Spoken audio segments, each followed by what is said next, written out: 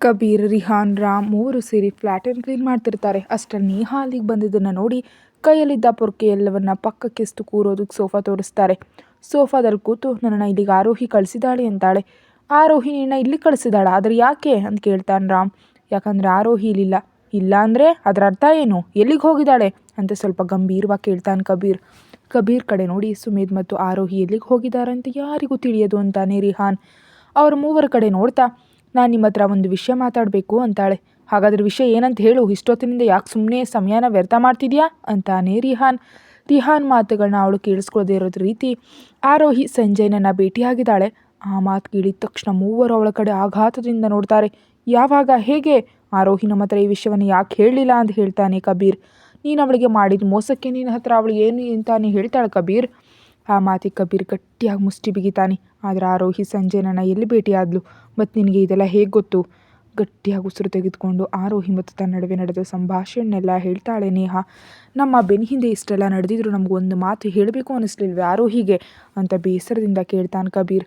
ಅಷ್ಟರಲ್ಲಿ ತನ್ನ ಪರ್ಸ್ನಿಂದ ಒಂದು ಫೋಟೋ ತೆಗೆದು ಟೇಬಲ್ ಮೇಲಿಟ್ಟು, ಈ ಫೋಟೋದಲ್ಲಿರೋ ವ್ಯಕ್ತಿ ಡಾಕ್ಟರ್ ಸುನೀತಾ. ಆರೋಹಿ ಈ ಡಾಕ್ಟರ್ ಸುನೀತಾ ಬಗ್ಗೆ ಎಲ್ಲ ಮಾಹಿತಿ ಕಂಡುಹಿಡಿಯೋದಕ್ಕೆ ಹೇಳಿದ್ದಾಳೆ ಮತ್ತು ನಿಮ್ಮ ಸಹಾಯನೂ ಪಡೆಯೋದಕ್ಕೆ ಹೇಳಿದ್ದಾಳೆ ಅಂತ ನೇಹಾ ಹೇಳ್ತಾಳೆ. ಈ ಫೋಟೋವನ್ನು ರಾಮ್ ಮತ್ತು ಕಬೀರ್ ತೀಕ್ಷ್ಣವಾಗಿ ನೋಡ್ತಾರೆ. ಆದರೆ ಆ ಫೋಟೋ ನೋಡಿ ರಿಹಾನ್ನ ಎದೆ ಬಡಿತ ಜೋರಾಗುತ್ತೆ. ಈ ಫೋಟೋ ನಿನಗೆಲ್ಲಿಂದ ಸಿಕ್ತು? ಆರೋಹಿ ಈ ಫೋಟೋ ಕಳಿಸಿದಾಳೆ. ಅವಳಿಗೆ ಈ ಫೋಟೋ ಹೇಗೆ ಸಿಕ್ತು ಅಂತ ನನಗೆ ಗೊತ್ತಿಲ್ಲ. ಕೂಡಲೇ ಕುಳಿತಿದ್ದ ಕುರ್ಚಿಯಿಂದ ಎದ್ದು, ನನಗೊಂದು ಮೀಟಿಂಗ್ ಇದೆ, ಅಪ್ಪ ಆಫೀಸ್ಗೆ ಬರೋದಕ್ಕೆ ಹೇಳಿದ್ದಾರೆ, ತುಂಬ ಅರ್ಜೆಂಟ್ ಕೆಲಸ ಇದೆ ಅಂತ ಅಲ್ಲಿಂದ ಒಟ್ಟು ಹೋಗ್ತಾನೆ ರಿಹಾನ್. ಹೋಗ್ತಿರೋ ರಿಹಾನ್ನನ್ನೇ ನೋಡ್ತಾ ನೇಹಾ ಹಾಗೆ ನಿಂತು ಬಿಡ್ತಾಳೆ. ಆ ಫೋಟೋವನ್ನು ಬೋರ್ಡ್ ಮೇಲೆ ಚುಚ್ಚಿ ಡಾಕ್ಟರ್ ಸುನೀತಾ ಒಂದು ಒಗಟಿನಂತೆ ಇದ್ದಾರೆ. ಈಕೆ ಬಗ್ಗೆ ಹೇಗೆ ತಿಳ್ಕೊಳ್ಬೇಕು ಗೊತ್ತಿಲ್ಲ, ಆದರೆ ಹೇಗಾದರೂ ಮಾಡಿ ತಿಳ್ಕೊಳ್ಬೇಕು ಅಂತ ಮನಸ್ಸಲ್ಲಿ ಅಂದ್ಕೊಳ್ತಾನೆ ಕಬೀರ್. ಡೈನಿಂಗ್ ಟೇಬಲ್ ಮೇಲೆ ಊಟನೆಲ್ಲ ಬಡಿಸಿ ಸುಮೇಧ್ನನ್ನು ಕರೆಯೋದಕ್ಕೆ ಮೇಲೆ ರೂಮ್ಗೆ ಹೋಗ್ತಾಳೆ ಆರೋಹಿ. ಇಲ್ಲ ಚೊಟ್ಟು, ಅವನ ಮೇಲೆ ಕಣ್ಣಿಡು. ಅವನು ಹಾಕ್ತಿರೋ ಪ್ರತಿಯೊಂದು ಯೋಜನೆ ಮತ್ತು ನಡೆ ನನಗೆ ತಿಳಿಬೇಕು. ಅರಮನೆಯಲ್ಲಿ ಭದ್ರತೆಯನ್ನು ಹೆಚ್ಚು ಅಂತಾನೆ ಸುಮೇಧ್. ಅಷ್ಟರಲ್ಲಿ ಬಾಗಿಲು ತೆಗೆದು ಸುಮೇಧ್ ಅಂತ ಕರೀತಾಳೆ ಆರೋಹಿ. ಹಿಂದಕ್ಕೆ ತಿರುಗಿ ಅವಳ ಕಡೆ ನೋಡಿ ಫೋನ್ ಕಟ್ ಮಾಡಿ ಆರೋಹಿ ಹತ್ರ ಬಂದು, ಏನಾಯ್ತು ಬಂಗಾರ ಅಂತ ಪ್ರೀತಿಯಿಂದ ಕೇಳ್ತಾನೆ ಸುಮೇಧ್. ನಾನು ಅಡುಗೆ ಮಾಡಿದ್ದೀನಿ, ಎಲ್ಲ ಸಿದ್ಧ ಆಗಿದೆ. ನಿನಗೆ ಗೊತ್ತಾ, ನೀನು ಅಡುಗೆಗಿಂತ ತುಂಬ ಚೆನ್ನಾಗಿ ಮಾಡಿದ್ದೀನಿ. ನೀನು ಬಂದರೆ ಜೊತೆಯಾಗಿ ಊಟ ಮಾಡೋಣ ಅಂತ ನಗ್ತಾಳೆ. ಅವಳು ಸೊಂಟ ಹಿಡಿದು ಹತ್ರ ಕೆಳೆದು, ಈ ಮಧ್ಯೆ ನಾನಂದರೆ ಭಯ ಹೋಗಿ ಸ್ವಲ್ಪ ಜಾಸ್ತಿ ಮಾತಾಡ್ತಿದ್ಯಾ ಅನ್ನಿಸ್ತಿಲ್ವಾ? ಅವನು ಕುತ್ತಿಗೆ ಸುತ್ತ ಕೈಗಳನ್ನ ಹಾಕಿ, ಹೌದು, ಯಾಕಂದರೆ ನೀನು ಈ ಮಧ್ಯೆ ತುಂಬ ಸ್ವೀಟ್ ಆಗಿದೆಯಾ ಅಂತ ಅವನ ಕೆನ್ನೆ ಮೇಲೆ ಮುತ್ತಿರ್ತಾಳ ಆರೋಹಿ. ಅವಳನ್ನ ಹಾಗೆ ಎತ್ಕೊಂಡು ಕೆಳಗೆ ಹಾಲಿಗೆ ಕರ್ಕೊಂಡು ಹೋಗ್ತಾ, ಕೇವಲ ನಿನಗಾಗಿ ಬಂಗಾರ ಅಂತ ಸುಮೇಧ್ ಏನೂ ಅನ್ನದೆ ಅವನನ್ನೇ ನೋಡ್ತಿರ್ತಾಳ ಆರೋಹಿ. ಕುರ್ಚಿಯಲ್ಲಿ ಕೂತು ತನ್ನ ಮಡಿಲಲ್ಲಿ ಅವಳನ್ನ ಕೂರಿಸ್ಕೊಂಡು ಆರೋಹಿಗೆ ತಿನ್ನಿಸ್ತಾನೆ ಸುಮೇಧ್. ಬುದ್ಧಿವಂತ ಹುಡುಗಿಯಂತೆ ಅವನು ತಿನ್ನಿಸಿದ್ನೆಲ್ಲ ತಿಂತ ಸುಮೇಧ್ಗೆ ಕೂಡ ತಿನ್ನಿಸ್ತಾಳೆ. ನೀನು ತುಂಬ ಡಿಫಿಕಲ್ಟ್ ವ್ಯಕ್ತಿ ಗೊತ್ತಾ ಅಂತಾಳ ಆರೋಹಿ. ಖಂಡಿತ ಬಂಗಾರ, ನಾನು ನೀನು ಊಹಿಸೋದಕ್ಕಿಂತ ತುಂಬ ಡಿಫಿಕಲ್ಟ್ ಅಂತ ಊಟ ಮುಗಿದ ಮೇಲೆ ಆರೋಹಿ ಪ್ಲೇಟ್ ಕ್ಲೀನ್ ಮಾಡ್ತಿದ್ರೆ ಹಾಗೆ ಗೋಡೆವರೆಗೆ ಅವಳನ್ನೇ ನೋಡ್ತಿರ್ತಾನೆ. ತನ್ನ ರೂಮ್ನಲ್ಲಿ ತುಂಬ ಕಣ್ಣೀರಿನಿಂದ ಸುನೀತಾ ಅವರ ಫೋಟೋ ನೋಡ್ತಾ, ಅಂದು ಏನು ನಡೀತೋ ಏನೋ ನಂಗೆ ತಿಳಿಯೋದು, ಆದರೆ ಸತ್ಯ ತಿಳಿಯೋ ದಿನ ಹತ್ತಿರದಲ್ಲೇ ಇದೆ. ನಾನೇನು ಮಾಡೋದಕ್ಕೆ ಸಾಧ್ಯ ಇಲ್ಲ, ಯಾಕಂದರೆ ನನಗೆ ಇದುವರೆಗೆ ತಿಳಿದಿಲ್ಲ ಸುಮೇಧ್ ಆರೋಹಿನಿ ಯಾಕೆ ಮದುವೆ ಆದ ಅಂತ ಆ ಫೋಟೋ ಕಡೆ ನೋಡ್ತಾ ತನ್ನಲ್ಲೇ ತಾನು ಮಾತಾಡ್ಕೊಳ್ತಿರ್ತಾನೆ ರಿಹಾನ್. ಅಷ್ಟರಲ್ಲಿ ರೂಮ್ ಬಾಗಿಲು ತೆಗೆದು ಸುಪ್ರಿಯಾ ಅವರೊಳಗಡೆ ಬಂದು ರಿಹಾನ್ ಕೈಯಲ್ಲಿದ್ದ ಫೋಟೋ ನೋಡಿ ಆಘಾತಕ್ಕೊಳಗಾಗ್ತಾರೆ. ಈ ಫೋಟೋ ನಿನ್ನ ಹತ್ರ? ನನ್ನ ಹತ್ರ ಈ ಫೋಟೋ ಇದೆ ಅಮ್ಮ, ನಾನು ಯಾರಿಗೂ ತಿಳಿಯದಂತೆ ಬಚ್ಚಿಟ್ಟಿದ್ದೆ. ಆದರೆ ಈ ಫೋಟೋ ನಿನ್ನ ಹತ್ರ ಇದೆ ಅಂತ ಅರಮನೆಯಲ್ಲಿ ಯಾರಿಗಾದರೂ ತಿಳಿದ್ರೆ ಏನಾಗುತ್ತೆ ಅಂತ ಗೊತ್ತು ತಾನೇ? ಗಟ್ಟಿ ಹಾಕಿಸ್ತಾ, ನೋಡಿದ್ರೆ ನೋಡಲಿ, ನನಗೇನಾಗೋದು, ನಾನು ಯಾರನ್ನೂ ಕೇರ್ ಮಾಡಲ್ಲ. ನನ್ನ ತಾಯಿ ಫೋಟೋ ನೋಡೋದ್ರಿಂದ ನನ್ನ ಯಾರು ತಡೆಯೋದಕ್ಕೆ ಸಾಧ್ಯ ಇಲ್ಲ ಅಂತಾನೆ. ತಕ್ಷಣ ಅವನ ಕೆನ್ನೆಗೆ ಒಂದು ಏಟು ನೀಡ್ತಾರೆ ಸುಪ್ರಿಯಾ. ಕೆನ್ನೆ ಮೇಲೆ ಕೈ ಇಟ್ಟು ಸುಪ್ರಿಯಾ ಅವರ ಕಡೆ ನೋಡ್ತಾನೆ ರಿಹಾನ್. ಕೋಪದಿಂದ ರಿಹಾನ್ ಕಡೆ ನೋಡ್ತಾ, ನೀನು ನನ್ನ ಮಗನಲ್ಲ ಅಂತ, ಸುನೀತಾ ಅಕ್ಕನ ಮಗ ಅಂತ, ಸುಮೇಧ್ನ ಸ್ವಂತ ತಮ್ಮ ಅಂತ ಎಲ್ರಿಗೂ ಹೇಳಬೇಕಂತ ಅಂದ್ಕೊಂಡಿದ್ಯಾ? ಇಷ್ಟು ವರ್ಷ ನನ್ನೆಲ್ಲ ಅಡಗಿದ ಸತ್ಯವನ್ನು ಈಗ ಎಲ್ಲರ ಮುಂದೆ ಹೊರ ಹಾಕಬೇಕಂತ ನೋಡ್ತಿದ್ಯಾ? ನಿನಗೆ ಸುನೀತಾ ಅಕ್ಕ ಅಷ್ಟೊಂದು ನೆನಪಾಗ್ತಿದ್ರೆ ನನಗೀಗ ಅನಿಸುತ್ತೆ ನಾನು ನಿನಗೆ ತಾಯಿ ಪ್ರೀತಿ ಕೊಡೋದಕ್ಕೆ ಸೋತಿದ್ದೀನಿ ಅಂತ ಅಳ್ತಾರೆ ಸುಪ್ರಿಯಾ ಅಳೋದನ್ನು ನೋಡಿ ಅವಳನ್ನ ಅಪ್ಕೊಂಡು, ಕ್ಷಮಿಸಮ್ಮ ಪ್ಲೀಸ್, ನೀನು ಹಾಗನ್ಬೇಡ. ನಿನಗೆ ಗೊತ್ತು ತಾನೇ ನನ್ನ ಜೀವನದಲ್ಲಿ ನೀನು ಮತ್ತು ಅಪ್ಪ ಎಷ್ಟು ಮುಖ್ಯ ಅಂತ. ಆದರೆ ಅಮ್ಮನ ವಿಷಯ ಬಂದಾಗಲೇ ನನಗೆ ಕಂಟ್ರೋಲ್ ಮಾಡೋದಕ್ಕೆ ಸಾಧ್ಯ ಆಗ್ತಿಲ್ಲ ಅಂತಾನೆ. ರಿಹಾನನ್ನು ದೂರ ಸರಿಸಿ, ಗೊತ್ತು, ಆದರೆ ನಿನಗೆ ಸುನೀತಾ ಅಕ್ಕ ಇಂದು ಯಾಕೆ ಇಷ್ಟೊಂದು ನೆನಪಾಗ್ತಿದ್ದಾರೆ? ಅಮ್ಮನ ಫೋಟೋ ಆರೋಹಿ ಹತ್ರ ಇದೆ ಅಂತಾನೆ ರಿಹಾನ್. ಏನೂ ಮಾತಾಡದೆ ಸುಮ್ಮನೆ ರಿಹಾನ್ ಕಡೆ ನೋಡಿ, ಏನಾದರೂ ನನ್ನ ಹತ್ರ ಮುಚ್ಚಿಡ್ತಿದ್ಯಾ ಅಂತ ಕೇಳ್ತಾರೆ ಸುಪ್ರಿಯಾ. ಸಮಯ ಬಂದಾಗ ಮೊದಲು ನಿನಗೆ ಹೇಳ್ತೀನಮ್ಮ, ಆದರೆ ದಯವಿಟ್ಟು ಈಗೇನು ಕೇಳಬೇಡ ಅಂತ ರಿಹಾನ್ ಹೇಳಿದ ಕೂಡಲೇ ಅವನ ತಲೆ ಸವರಿ ಅಲ್ಲಿಂದ ಹೊರಟು ಹೋಗ್ತಾಳೆ. ಹಾಸಿಗೆ ಮೇಲೆ ಕೂತು ಅವರ ಅಮ್ಮನ ಫೋಟೋವನ್ನು ತೀಕ್ಷ್ಣವಾಗಿ ನೋಡ್ತಾ ಹಾಗೆ ಮಲಗಿಬಿಡ್ತಾನೆ ರಿಹಾನ್. ಹಾಸಿಗೆ ಮೇಲೆ ಒಬ್ರನ್ನೊಬ್ಬರು ಗಟ್ಟಿಯಾಗಿ ಅಪ್ಕೊಂಡು ಮಲಗಿರ್ತಾರೆ. ಸೂರ್ಯನ ಕಿರಣಗಳು ಆರೋಹಿ ಮೇಲೆ ಬೀಳ್ತಿದ್ದಂತೆ ಕಿರಿಕಿರಿಯಿಂದ ಸುಮೇಧ್ ಎದೆಯೊಳಗೆ ಮುಖವನ್ನು ಬಚ್ಚಿಟ್ಕೊಳ್ತಾಳೆ. ಹಾಗೆ ಮಾಡಿದ್ದಕ್ಕೆ ಸುಮೇಧ್ ಕಣ್ ತೆರೆದು ಅವಳ ಕಡೆ ನೋಡ್ತಾನೆ. ತನ್ನನ್ನು ಗಟ್ಟಿಯಾಗಿ ಮಲಗಿರೋ ಆರೋಹಿ ಕಿವಿ ಹತ್ರ ಮೆಲ್ಲಗೆ ಶುಭೋದಯ ಬಂಗಾರ ಅಂತಾನೆ. ಅವಳ ಸೊಂಟದ ಮೇಲೆ ಕೈ ಹಾಕಿ ಸವರ್ತಾ, ಏನು ಬಂಗಾರ ಸುಮೇಧ್ ಪ್ಲೀಸ್ ಹಾಗೆ ಮಾಡಬೇಡ. ಅವಳ ಸೊಂಟದಿಂದ ಕೈಯನ್ನು ಮೇಲಕ್ಕೆ ತರ್ತಾ, ವೈ ಬೇಬಿ ಅಂತ ಕೇಳ್ತಾನೆ. ತಲೆ ಎತ್ತಿ ಅವನ ಕಡೆ ನೋಡ್ತಾ, ನೀನು ನನಗೆ ಇರಿಟೇಟ್ ಮಾಡ್ತಿದ್ಯಾ? ನಿನಗೆ ಇರಿಟೇಟ್ ಮಾಡೋದು ಅಂದರೆ ನಂಗೆ ತುಂಬ ಇಷ್ಟ ಅಂತ ಅವಳು ಕೆನ್ನೆ ಕಚ್ತಾನೆ. It's hurt. ಅವಳು ಕೆನ್ನೆ ಮೇಲೆ ಮುತ್ತಿಟ್ಟು, ಹೌ ಇಸ್ ಇಟ್ ಅಂತ ಕೇಳ್ತಾನೆ ಸುಮೇಧ್.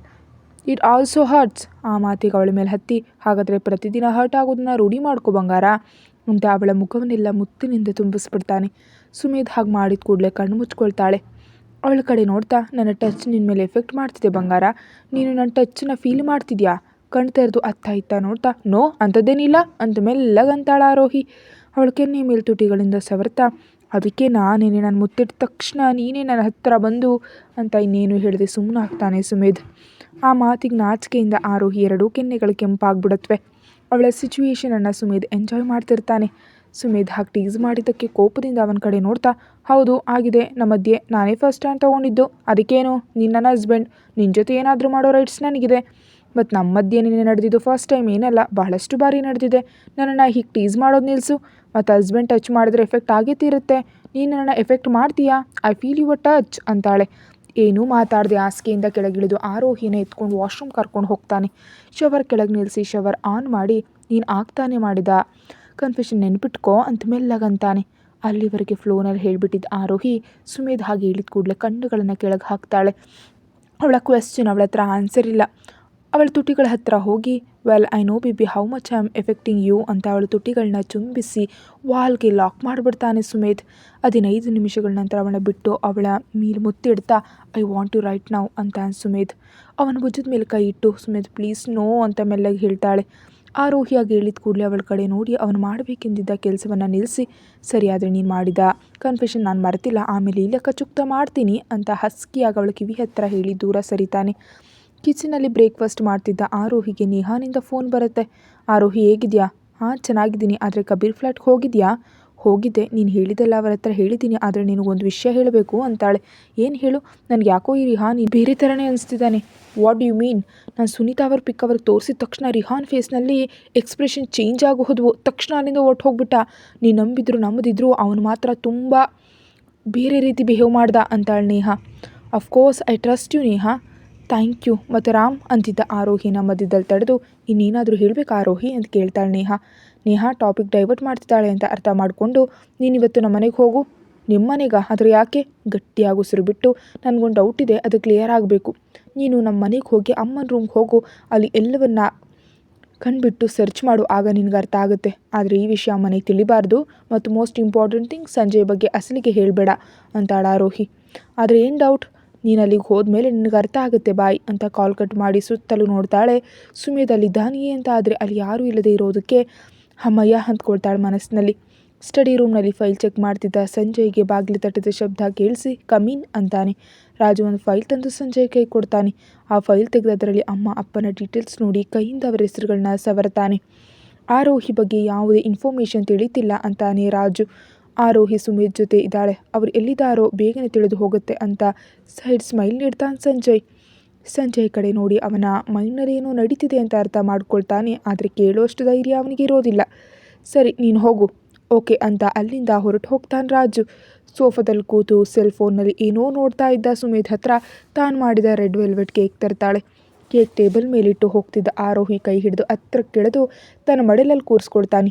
ಅವನ ಕಡೆ ನೋಡ್ತಾ, ಈಗ ಯಾಕೆ ನನ್ನನ್ನು ನಿನ್ನ ಮಡಲಲ್ಲಿ ಕೂರಿಸ್ಕೊಂಡಿದ್ಯಾ ಅಂತ ಕೇಳ್ತಾಳೆ ಆರೋಹಿ. ಯಾಕಂದರೆ ನಿನ್ನೆಯಿಂದ ನಾವು ಜೊತೆಯಾಗಿ ತಿನ್ನೋಣ ಅಂತ. ಸುಮೇಧ್ ನನಗೆ ಬರೋಕ್ಕಿದೆ ಬಿಡು. ಆದರೂ ಬಿಡದವಳ ಸುತ್ತ ಕೈಗಳನ್ನ ಬಿಗಿದು ಇಂಟೆನ್ಸ್ ಆಗಿ ನೋಡ್ತಿದ್ದ ಸುಮೇಧ್ ಕಡೆ ನೋಡಿ ಕೇಕ್ ಪೀಸ್ ತನ್ನ ಬಾಯಲ್ಲಿಟ್ಕೊಂಡು ಸುಮೇಧ್ ಬಾಯಿ ಹತ್ರ ನೀಡ್ತಾಳೆ. ಆರೋಹಿ ಆಗಿ ಮಾಡಿದ ಕೂಡಲೇ ಹ್ಯಾಪಿ ಸ್ಮೈಲ್ ಜೊತೆ ಅವಳ ತುಟಿಗಳನ್ನ ಚುಂಬಿಸ್ತಾನೆ. ಸ್ವಲ್ಪ ಸಮಯದ ನಂತರ ಇಬ್ಬರು ಬೇರೆಯಾಗಿ ಅವಳ ಕಡೆ ನೋಡ್ತಾ, ಈ ಮಧ್ಯೆ ನೀನು ತುಂಬ ಬೋಲ್ಡ್ ಆಗಿದೆಯಾ ಬಂಗಾರ ಅಂತ ಅವಳ ತಲೆಗೆ ತನ್ನ ತಲೆ ಆನಿಸಿ ಅಂತಾನೆ ಸುಮೇಧ್. ಹಾಗಾಗೋದು ಕೂಡ ಒಳ್ಳೆಯದೇ ಅಲ್ವಾ Abbi, because you also like wild and bold ಅಂತಾಳೆ. ಆ ಮಾತಿಗೆ ಅವಳನ್ನ ಹಗ್ ಮಾಡ್ಕೊಂಡು ಮೆಲ್ಲಗೆ ನಗ್ತಾನೆ ಸುಮೇಧ್. ಸಾಯಂಕಾಲ ನಿರ್ಮಲಾ ಅವ್ರ ಮನೆಗೆ ಹೋಗ್ತಾಳೆ ನೇಹಾಳನ್ನು ನೋಡಿ ಉಪಚರಿಸಿ ಸೋಫಾದಲ್ಲಿ ಕೂರೋದಕ್ಕೆ ಹೇಳಿ ಕಾಫಿ ತರೋದಕ್ಕೆ ಹೋಗ್ತಿದ್ದ. ನಿರ್ಮಲಾ ಅವ್ರನ್ನ ತಡೆದು, ಆಂಟಿ ನಾನು ನಿಮ್ಮ ವಾಶ್ರೂಮ್ ಯೂಸ್ ಮಾಡ್ಬೋದಾ ಅಂತ ಕೇಳ್ತಾಳೆ. ನೇಹಾ ರೈಟ್ ಸೈಡ್ ನಮ್ಮ ರೂಮ್ಗೆ ಹೋಗು ಅಂತ ಹೇಳಿದ ಕೂಡಲೇ ಪ್ಲ್ಯಾನ್ ಸಕ್ಸಸ್ ಅಂತ ನಿರ್ಮಲಾ ಅವ್ರ ರೂಮ್ಗೆ ಹೋಗಿ ಆ ರೂಮ್ ಪೂರ್ತಿ ಒಂದು ಸಲ ನೋಡ್ತಾಳೆ. ಅಸಲಿಗೆ ಏನಿದೆ ಇಲ್ಲಿ ಅಂತ ಸುತ್ತಲ ನೋಡ್ತಿದ್ದ ನೇಹಾ ಕಣ್ಣು ಗೋಡೆ ಮೇಲಿರೋ ಫೋಟೋ ಫ್ರೇಮ್ ಮೇಲೆ ಸ್ಟಕ್ ಆಗಿಬಿಡುತ್ತೆ. ಆ ಫ್ರೇಮ್ನಲ್ಲಿ ನಿರ್ಮಲಾ ಅವ್ರ ಪಕ್ಕದಲ್ಲಿ ಡಾಕ್ಟರ್ ಸುನೀತಾ ಅವ್ರು ನಿಂತು ತೆಗೆಸ್ಕೊಂಡು ಒಂದು ಸುಂದರ ಫೋಟೋ ಇತ್ತು. ಅದನ್ನು ನೋಡಿದ ತಕ್ಷಣ ತನ್ನ ಫೋನಲ್ಲಿ ಪಿಕ್ ತೆಗೆದುಕೊಂಡು ಸೈಲೆಂಟ್ ಆಗಿಬಿಡ್ತಾಳೆ ನೇಹಾ. ಅಷ್ಟರಲ್ಲಿ ನಿರ್ಮಲಾ ಅವ್ರು ನೇಹಾ ಹತ್ರ ಕಾಫಿ ಕಪ್ ಹಿಡಿದು ಬರ್ತಾರೆ. ಕಾಫಿ ಕುಡಿತಾ ಏನೂ ತಿಳಿದವಳಂತೆ, ಆಂಟಿ ಈ ಫೋಟೋದಲ್ಲಿ ಇರೋರು ಯಾರು ಅಂತ ಕೇಳ್ತಾಳೆ ನೇಹಾ. ಹ್ಯಾಪಿ ಸ್ಮೈಲ್ ಜೊತೆ ಆ ಫೋಟೋ ಕಡೆ ನೋಡಿ, ಇವಳು ಸುನೀತಾ, ನನ್ನ ಬೆಸ್ಟ್ ಫ್ರೆಂಡ್, ನಾವಿಬ್ಬರು ಒಂದೇ ಕಾಲೇಜಿನಲ್ಲಿ ಓದಿದವರು. ಹೌದಾ, ಈಗ ನಿಮ್ಮ ಫ್ರೆಂಡ್ ಎಲ್ಲಿದ್ದಾರೆ ಅಂತ ಕೇಳಿದ ನೇಹಾಳ ಪ್ರಶ್ನೆಗೆ ನಿರ್ಮಲಾ ಅವ್ರ ಫೇಸ್ನಲ್ಲಿ ಸ್ಮೈಲ್ ಮಾಯ ಆಗಿಬಿಡುತ್ತೆ. ಏನು ಮಾತಾಡಿದೆ ನೇಹಾ, ನೀನು ಹಾಲಿಗೆ ಹೋಗಿ ಕೂತ್ಕೋ, ನಾನು ಈಗಲೇ ಬರ್ತೀನಿ ಅಂತಾಳೆ. ಅವರು ಟಾಪಿಕ್ ಡೈವರ್ಟ್ ಮಾಡ್ತಿದ್ದಾರೆ ಅಂತ ಅರ್ಥ ಆದರೂ ನೇಹಾಲಿಂದ ಹಾಲಿಗೆ ಬಂದು ಸೋಫಾದಲ್ಲಿ ಕೂತು ಏನೋ ಆಲೋಚಿಸಿ ನಿರ್ಮಲಾ ಅವ್ರು ಹೊರಗೆ ಬಂದ ಕೂಡಲೇ, ಓಕೆ ಆಂಟಿ ನಂಗೆ ಟೈಮ್ ಆಗ್ತಿದೆ ಅಂತ ಮನೆಗೆ ಹೊರಡ್ತಾಳೆ. ಹೊರಗಡೆ ತುಂಬ ಜೋರಾಗಿ ಮಳೆ ಬೀಳ್ತಿರುತ್ತೆ. ಆರೋಹಿಗೆ ಮಳೆಯಲ್ಲಿ ನೆನಿಬೇಕು ಅಂತಿದ್ರು ಸುಮೇಧ್ ಹೊರಗೆ ಹೋಗಬಾರ್ದಂತ ಗಟ್ಟಿಯಾಗಿ ವಾರ್ನಿಂಗ್ ನೀಡಿದ್ರಿಂದ ವಿಂಡೋ ಹತ್ರ ನಿಂತು ಕೈ ಹೊರಗೆ ಹಾಕಿ ಎಂಜಾಯ್ ಮಾಡ್ತಿರ್ತಾಳೆ. ಅದಾದ ನಂತರ ಸುಮೇಧ್ನ ಹುಡುಕಿದ ಆರೋಹಿಗೆ ಅವನ ಕೆಲಸದಲ್ಲಿ ಬ್ಯುಸಿ ಆಗಿರೋದು ಕಂಡು ಬರುತ್ತೆ. ಮೆಲ್ಲನೆ ಹೆಜ್ಜೆ ಹಾಕಿ ಹೊರಗೆ ಹೋಗಿ ಮಳೆಯಲ್ಲಿ ನೆನಿತಾಳೆ. ವರ್ಕ್ ಮಾಡತ್ಲೆ ಕಿಟಕಿಯಿಂದ ಹೊರಗೆ ನೋಡಿದ ಸುಮೇಧ್ಗೆ ಆರೋಹಿ ಮಳೆಯಲ್ಲಿ ನೆನಿತಿರೋದು ಕಂಡು ಬರುತ್ತೆ. ಕಣ್ಣು ಮುಚ್ಕೊಂಡು ಬೇಬಿ ಅಂದ್ಕೊಂಡು ಹೊರಗೆ ಹೋಗ್ತಾನೆ. ಪ್ರಪಂಚದ ಅರಿವೇ ಇಲ್ಲದೆ ಸಣ್ಣ ಮಗುವಿನಂತೆ ಮಳೆಯಲ್ಲಿ ಗೇಲಿ ಮಾಡ್ತಾ ಆಡ್ತಿದ್ದ ಆರೋಹಿನ ರೆಪ್ಪೆ ಮಿಟಿಕಿಸ್ದೆ ನೋಡ್ತಿರ್ತಾನೆ. ಮಳೆಯನ್ನೇ ನೆನೆಯುತ್ತಾ ಸುಮೇಧ್ಗಾಗಿ ನೋಡಿದ ಆರೋಹಿಗೆ ತನ್ನನ್ನೇ ನೋಡ್ತಿದ್ದ ಸುಮೇಧ್ ಕಾಣಿಸಿ ಅವಳ ಫೇಸ್ ಮೇಲೆ ನಗು ಮಾಯವಾಗಿ ನಿಂತಲ್ಲೇ ಸ್ಟಕ್ ಆಗಿಬಿಡ್ತಾಳೆ. ಮಳೆಯಲ್ಲಿ ಹೊರಗೆ ಹೋಗ್ಬಿಡ ಅಂತ ಹೇಳಿದೆ ತಾನೆ ಬೇಬಿ ಅಂತ ಬೇಸ್ ವಾಯ್ಸ್ನಲ್ಲಿ ಕೇಳ್ತಾನೆ ಸುಮೇಧ್. ಅದು ನನಗೆ ಮಳೆ ಅಂದರೆ ತುಂಬ ಇಷ್ಟ. ಮಳೆ ಅಂದರೆ ನಿನಗಿಷ್ಟ ಓಕೆ, ಆದರೆ ಮಳೆಯಲ್ಲಿ ನೆನೆಯೋದ್ರಿಂದ ನಿನ್ನ ಹೆಲ್ತ್ ಹಾಳಾದರೆ ಹೇಗೆ? ನನಗೇನಾದರೂ ಆದರೆ ನಿನಗೇನು ಆಗಲ್ಲ ತಾನೇ? ಆ ಮಾತಿಗೆ ಇಂಟೆನ್ಸ್ ಆಗಿ ಅವಳ ಕಣ್ಣುಗಳನ್ನ ನೋಡುತ್ತಾ, ನಿನಗೇನಾದರೂ ಆದರೆ ಎಲ್ರಿಗಿಂತ ಹೆಚ್ಚಾಗಿ ನನಗೇ ಆಗುತ್ತೆ ಬೇಬಿ ಅಂತಾನೆ ಸುಮೇಧ್. ಆರೋಹಿ ಅವನ ಕಣ್ಣುಗಳಲ್ಲಿ ನೋಡ್ತಾ ಅವನ ಮಾತುಗಳಲ್ಲಿರೋ ಅರ್ಥ ಹುಡುಕೋದಕ್ಕೆ ಟ್ರೈ ಮಾಡ್ತಾಳೆ. ಅವನ ಕಣ್ಣುಗಳಲ್ಲಿ ಏನೂ ತಿಳಿಯದ ಸಮಥಿಂಗ್ ಫೀಲಿಂಗ್ ಇದೆ, ಆದರೆ ಅದೇನಂತ ಆರೋಹಿಗೆ ತಿಳಿತಿಲ್ಲ. ನಿಜಕ್ಕೂ ಅರ್ಥ ಆಗ್ತಿಲ್ಲ, ಹಾಗೇ ನೋಡ್ತಿರ್ತಾಳೆ. ಅಷ್ಟರಲ್ಲಿ ಜೋರಾಗಿ ಗುಡುಗು ಮಿಂಚು ಬಂದಿದ್ದರಿಂದ ಭಯ ಆಗಿ ಸುಮೇಧ್ನನ್ನು ಗಟ್ಟಿಯಾಗಿ ಹಗ್ ಮಾಡ್ಕೊಳ್ತಾಳೆ. Don't worry baby, everything is fine. ನೀನು ಇನ್ನು ಇಲ್ಲೇ ಮಳೆಯನ್ನು ನೆನಿತೀಯಾ ಅಂತ ಕೇಳ್ತಾನೆ ಸುಮೇಧ್. ಅವನ ಕಡೆ ನೋಡಿ ನೋ ಅಂತಾಳೆ. ಅವಳನ್ನೆರಡೂ ಕೈಗಳಿಂದ ಎತ್ಕೊಂಡ ತಕ್ಷಣ ಅವನ ಕುತ್ತಿಗೆ ಸುತ್ತ ಕೈಗಳನ್ನ ಹಾಕಿ ಎದೆಯೊಳಗೆ ಮುಖವನ್ನು ಬಚ್ಚಿಟ್ಕೊಳ್ತಾಳೆ.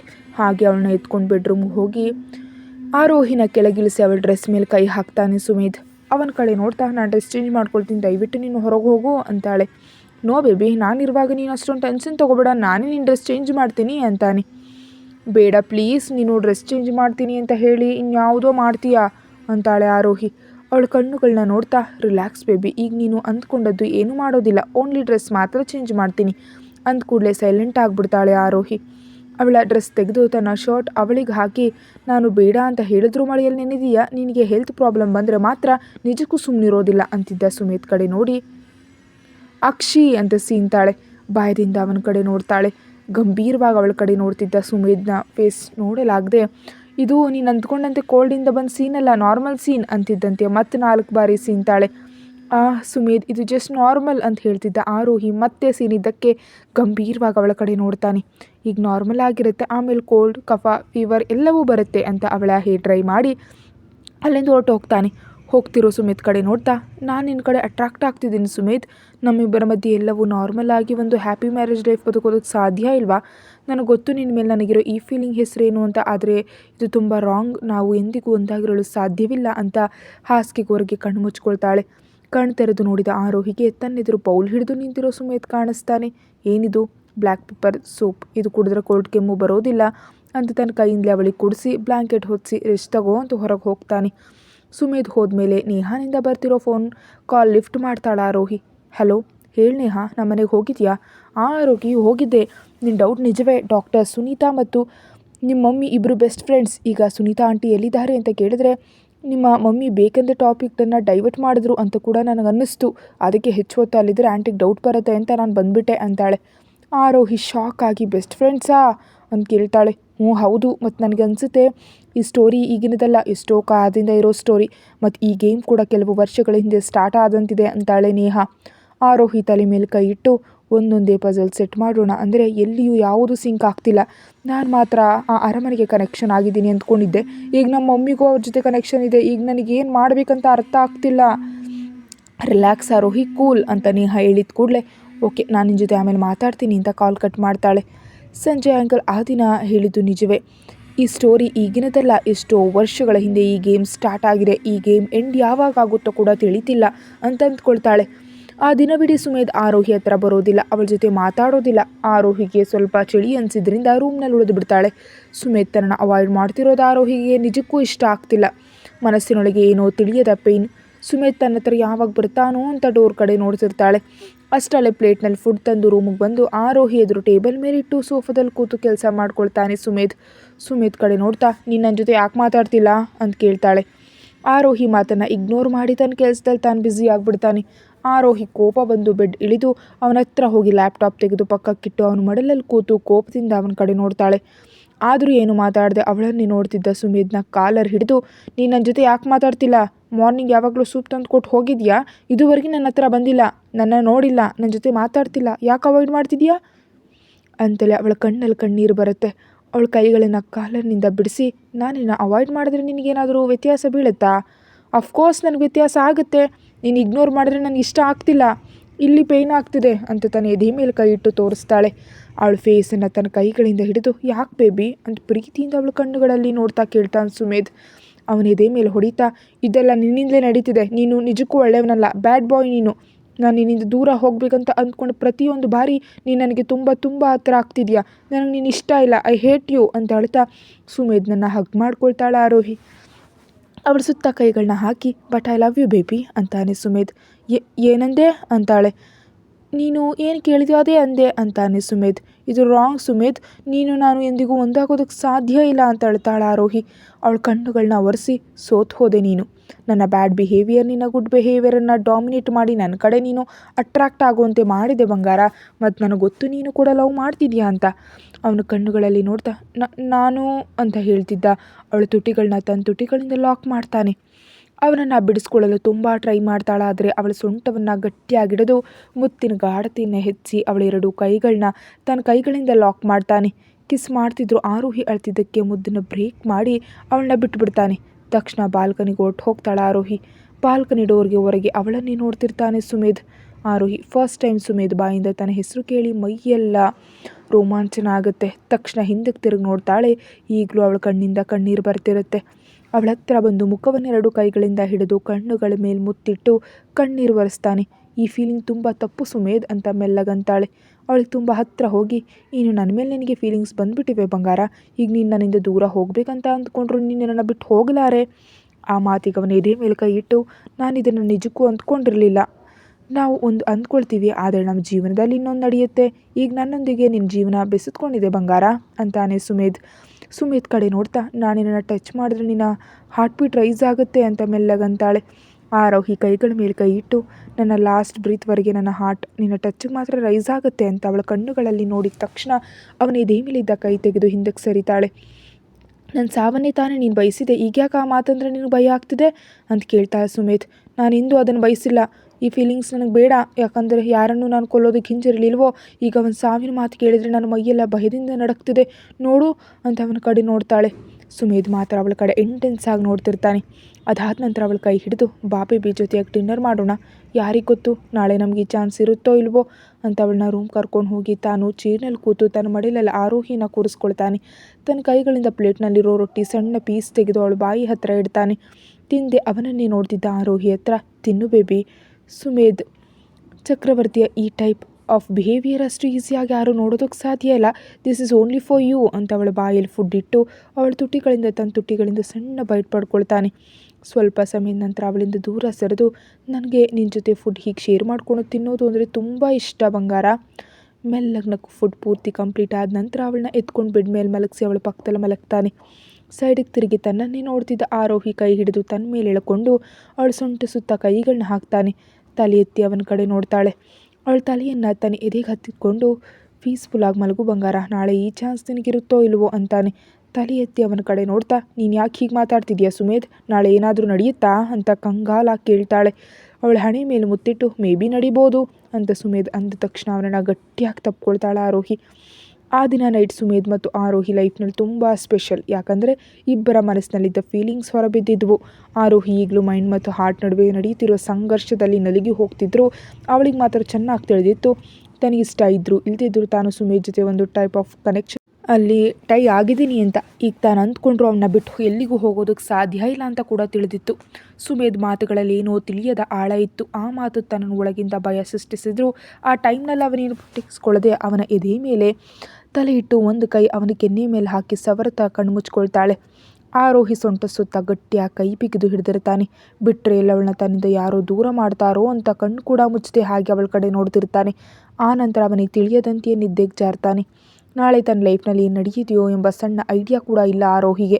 ಈಗ ಈ ಕ್ಷಣ ಎಲ್ಲವನ್ನ ಮರೆತು ಒಬ್ರನ್ನೊಬ್ಬರು ತಪ್ಪಿಕೊಂಡು ಪೀಸ್ಫುಲ್ಲಾಗಿ ನಿದ್ದೆ ಹೋದರು ಸುಮೇಧ್ ಮತ್ತು ಆರೋಹಿ. ಬೆಳಿಗ್ಗೆ ಕಣ್ತೆರೆದ ಆರೋಹಿಗೆ ತಾನು ನೈಟ್ ಹೇಗೆ ಮಲಗಿದ್ಲೋ ಹಾಗೆ ಇರೋದನ್ನು ಕಂಡು ತಲೆ ಎತ್ತಿ ಸುಮೇಧ್ ಕಡೆ ನೋಡ್ತಾಳೆ. ತನ್ನನ್ನು ಗಟ್ಟಿಯಾಗಿ ಹಿಡಿದು ಮಲಗಿದ್ದ ಸುಮೇಧನ್ನು ನೋಡಿದ ಕೂಡಲೇ ನಿನ್ನೆ ಅವನು ಹೇಳಿದ ಐ ಲವ್ ಯು ನೆನಪಾಗಿ ಸಣ್ಣ ಸ್ಮೈಲ್ ಅವಳ ಫೇಸ್ನಲ್ಲಿ ಮೂಡುತ್ತೆ. ಹಣೆ ಮೇಲೆ ಮೆಸ್ಸಿಯಾಗಿ ಬಿದ್ದ ಹೇರನ್ನು ತನ್ನ ಕೈಗಳಿಂದ ಸರಿಪಡಿಸ್ತಾ ಪ್ರೀತಿಯಿಂದ ನೋಡ್ತಿರ್ತಾಳೆ. ಅಷ್ಟಲ್ಲಿ ಕಣ್ತೆರೆದು ನೀನು ಇಷ್ಟೊಂದು ಸೆಕ್ಸಿಯಾಗಿ ನನ್ನ ಕಡೆ ನೋಡಿದ್ರೆ I can't control my self baby ಅಂತಾನೆ. ಅವನು ಹೇರ್ನಲ್ಲಿ ಕೈಗಳನ್ನಿಟ್ಟು ಮಿಸ್ಟರ್ ಚಕ್ರವರ್ತಿ, ನಾನು ನನ್ನ ಹಸ್ಬೆಂಡನ್ನು ನೋಡ್ತಿದ್ದೀನಿ ಮತ್ತು ನನ್ನ ಹಬ್ಬಿಯನ್ನು ನೋಡೋದಕ್ಕೆ ನನಗೆ ಫುಲ್ ರೈಟ್ಸ್ ಇದೆ. ನಿಮ್ಮ ಕಂಟ್ರೋಲ್ ನಿಮ್ಮ ಹತ್ರವೇ ಇಟ್ಕೊಳ್ಳಿ. ಆರೋಹಿ ಮಾತಿಗೆ ಅವಳನ್ನೇ ನೋಡ್ತಾನೆ. ನೀನು ಹೀಗೆ ನೋಡಬೇಡ ಸುಮೇಧ್ ಅಂತ ಅವನ ಕಣ್ಣುಗಳನ್ನ ಮುಚ್ತಾಳೆ. ಅವಳ ಕೈಗಳ ಮೇಲೆ ಮುತ್ತಿಟ್ಟು ಐ ಲವ್ ಯು ಅಂತ ಅವಳ ಕೆನ್ನೆಗಳನ್ನ ಸವರ್ತಾನೆ. ಸೈಲೆಂಟಾಗಿ ಅವನನ್ನೇ ನೋಡ್ತಿರ್ತಾಳೆ. ಸುಮೇಧ್ ಕೂಡ ಅವಳನ್ನೇ ತೀವ್ರವಾಗಿ ನೋಡ್ತಿರ್ತಾನೆ. ಏನಾಯ್ತು ಸುಮೇಧ್ ಅಂತ ಮೆಲ್ಲಗೆ ಕೇಳ್ತಾಳೆ. ನಿನಗೇನು ಅನ್ನಿಸ್ತಿದೆ, ಏನಾದರೂ ಆಗಿರುತ್ತಾ ಅಂತ ಹಸ್ಕಿ ವಾಯ್ಸ್ನಲ್ಲಿ ಕೇಳ್ತಾನೆ ಸುಮೇಧ್. ಕನ್ಫ್ಯೂಷನಿಂದ ಅವನನ್ನೇ ನೋಡ್ತಿದ್ದ ಆರೋಹಿ ಕಡೆ ನೋಡಿದ ತಕ್ಷಣ ಒಂದು ರೀತಿ ಡೆವಿಲ್ ಸ್ಮೈಲ್ ಬಂದು ಸೇರುತ್ತೆ. ಕಬೀರ್ ಅವರ ಫ್ಲ್ಯಾಟ್ಗೆ ಹೋಗಿ ಆರೋಹಿ ಅವರ ಮನೆಗೆ ಹೋಗಿದ್ದ ವಿಷಯ, ಅಲ್ಲಿ ನಿರ್ಮಲಾ ಅವರು ರೂಮ್ನಲ್ಲಿ ನಡೆದ ಫೋಟೋ ಫ್ರೇಮ್ ವಿಷಯ ಎಲ್ಲವನ್ನ ಹೇಳ್ತಾಳೆ. ವಾಟ್ ಅಂದರೆ ನಿರ್ಮಲಾ ಅವರು ಡಾಕ್ಟರ್ ಸುನೀತಾ ಇಬ್ಬರು ಬೆಸ್ಟ್ ಫ್ರೆಂಡ್ಸಾ ಅಂತ ಶಾಕ್ ಆಗ್ತಾನೆ ಕಬೀರ್. ಯಾವಾಗಿಂದ ನಡೀತಿದೆ ಇದೆಲ್ಲ, ನಿಜಕ್ಕೂ ಏನು ನಡೀತಿದೆ ಅಂತ ಕೇಳ್ತಾನೆ ರಾಮ್. ನೀನು ಹುಟ್ಟೋ ಮುನ್ನದಿಂದ ನಡೀತಿದೆ ಬಿಡು ಅಂತ ನೇಹ ಹೇಳಿದ್ದಕ್ಕೆ ಅವಳನ್ನೇ ಸೀರಿಯಸ್ ಆಗಿ ನೋಡ್ತಾನೆ. ಅವನ ನೋಟವನ್ನು ಇಗ್ನೋರ್ ಮಾಡ್ತಾ ಅತ್ತ ಇತ್ತ ನೋಡ್ತಾಳೆ ನೇಹ. ಗಟ್ಟಿಯಾಗಿ ಉಸಿರು ಬಿಟ್ಟು ಈಗೇನು ಮಾಡೋಣ ಅಂತ ಕೇಳ್ತಾನೆ ಕಬೀರ್. ನಾವೇನು ಮಾಡೋದು ಬೇಡ, ಏನು ಮಾಡಬೇಕಂತ ಅಂದ್ಕೊಂಡಿದ್ದಾಳೋ ಅದನ್ನು ಆರೋಹಿ ಮಾಡ್ತಾಳೆ. ನಾನು ಜಸ್ಟ್ ಈ ವಿಷಯ ನಿಮ್ಮ ಹತ್ರ ಹೇಳಿ ಹೋಗೋಣ ಅಂತ ಬಂದೆ ಅಂತ ರಾಮ್ ಕಡೆ ನೋಡ್ತಾ ಅಲ್ಲಿಂದ ಹೊರಟು ಹೋಗ್ತಾಳೆ ನೇಹ. ವಿಜಯ್ ಅವರು ಅಜಯ್ ಕಡೆ ನೋಡ್ತಾ ಆರೋಹಿ ಮತ್ತು ಸುಮೇಧ್ ಎಲ್ಲಿದ್ದಾರೆ ಅಂತ ಏನಾದರೂ ತಿಳಿದಿದೆಯಾ ಅಂತ ಕೇಳ್ತಾರೆ. ಇಲ್ಲ ಅಣ್ಣಯ್ಯ, ಏನೂ ತಿಳಿಲಿಲ್ಲ. ಆ ಮಾತಿ ಕೋಪದಿಂದ ಆ ಸಂಜೆ ಇಂಡಿಯಾಕ್ಕೆ ಬಂದುಬಿಟ್ಟಿದ್ದಾನೆ. ಇಲ್ಲಿ ನೋಡಿದ್ರೆ ಸುಮೇಧ್ ಆರೋಹಿನ ಕರ್ಕೊಂಡು ಎಲ್ಲಿಗೋ ಹೋಗಿದ್ದಾನೋ ಯಾರಿಗೂ ತಿಳಿಯೋದು. ಅವನಿಗೆ ಚೆನ್ನಾಗಿ ಗೊತ್ತು ಆರೋಹಿ ನಮಗೆ ಎಷ್ಟು ಇಂಪಾರ್ಟೆಂಟ್.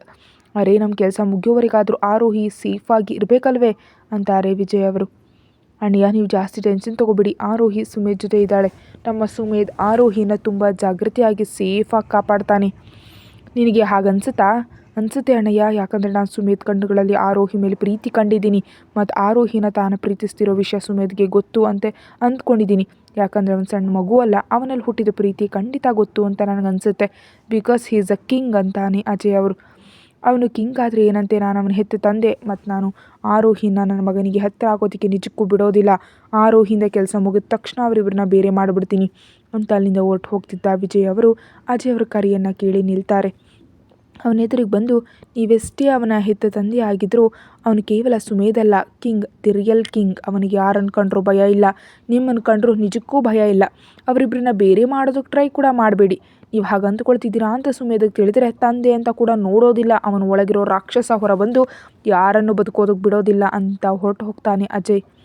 ಹೋಗ್ತಿರೋ ತಮ್ಮನ ಕಡೆ ಕೋಪದಿಂದ ನೋಡ್ತಾ ಅಲ್ಲಿಂದ ಹೊರಟು ಹೋಗ್ತಾರೆ ವಿಜಯ್ ಅವರು. ರೂಮ್ಗೆ ಹೋಗಿ ಸುಪ್ರಿಯಾ ಅವ್ರು ಕೊಟ್ಟ ಕಾಫಿ ಕುಡಿತಾ ಕುರ್ಚಿಯಲ್ಲಿ ಕೂತು ಈಗ ನೋಡೋಣ ಈ ಗೇಮ್ ಯಾರು ಗೆಲ್ತಾರಂತ ಅಂದ್ಕೊಳ್ತಾರೆ ಅಜಯ್ ಅವರು. ಕತೆ ಮುಂದುವರಿಯುತ್ತೆ. ಹೆಚ್ಚಿನ ವಿಡಿಯೋಗಾಗಿ ಚಾನಲ್ನ ಮೆಂಬರ್ಶಿಪ್ ತಗೊಳ್ಳಿ. Thank you so much.